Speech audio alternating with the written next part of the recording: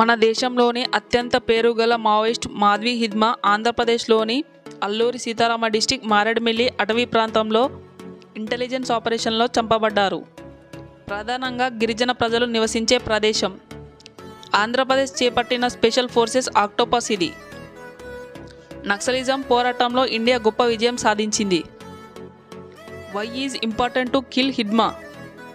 అతను 1981లో సుక్మా డిస్టిక్ ఛత్తీస్గఢ్లో జన్మించాడు. ఇది ఇండియాలోనే నక్సలిజం ఎక్కువగా ఉండే ప్రాంతం. చిన్న వయసులోనే నక్సలైట్ ఉద్యమంలో చేరాడు. అతను త్వరగా పీపుల్ లిబరేషన్ గొరిల్లా ఆర్మీలో ఉన్నత స్థాయి నాయకుడిగా ఎదిగాడు. హిడ్మా సెక్యూరిటీ ఫోర్సెస్పై అనేక ఘోర దాడులకు పాల్పడ్డాడు. వాటిలో 2010లో 76 మంది సిఆర్పిఎఫ్ సైనికులు మరణించిన దంతెవాడ దాడి కూడా ఉంది. 2013 జీరం వ్యాలీ అటాక్, 33 మంది టాప్ కాంగ్రెస్ లీడర్స్ చనిపోయారు. 2021 బీజాపూర్ అటాక్లో 22 మంది సైనికులు చనిపోయారు.